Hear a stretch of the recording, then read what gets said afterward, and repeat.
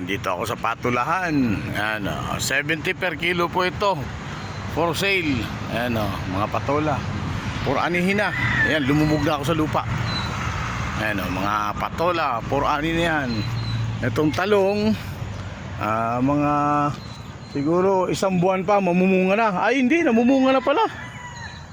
Gaw, namumunga na yung talong mo. Malambot pala yung gitna, nadali ako. Ayun, sa kabila ng okra, ang kilo ng okra ba yan, magkano? 50. Pwedeng dala ka sa palengke, ganun. Okay. Ayan, for sale. Nalubog ako sa putik. Ayan. Ito lang yung kanti namin, lapit, andyan lang. Kaya kung bibili kayo ng talong, punta lang kayo ng kantin. Nasa likod lang.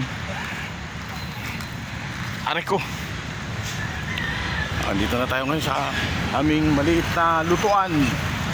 At ako'y maghuhugas sa bombahan. Gawa ng ako ay. Yan mga customer namin, mga nakatruck. Yan.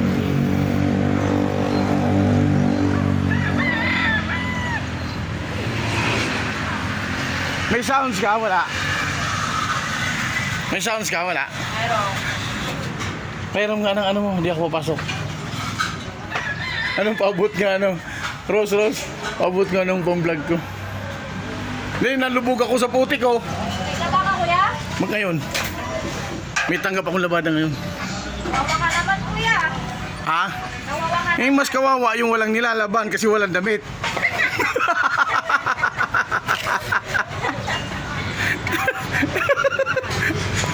Diba? Ayan po mga kaibigan. Alam ko si Mrs. ko tulog pa. Ay, tulog pa?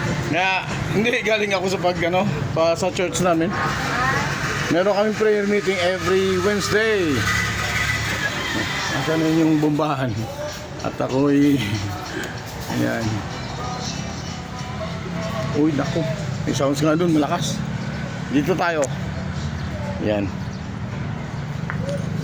Grabe oh. Nadali ako ng buti.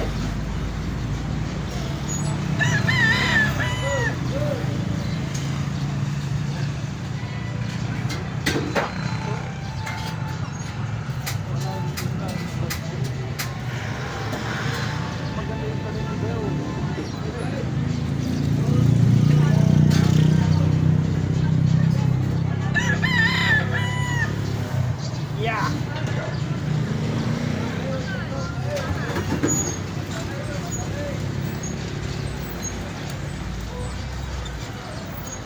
Yan, ugas na tayo rito at ito lang yung paano yung libre na ng patola at along.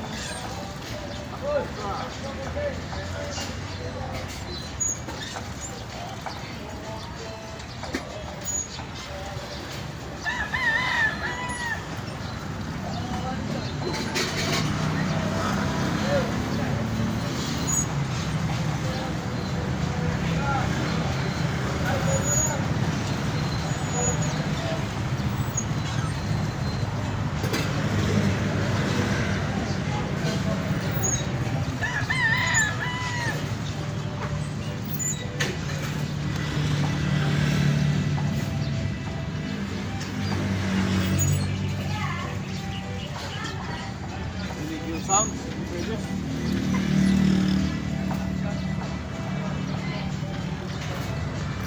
Dinig. Okay, bye-bye.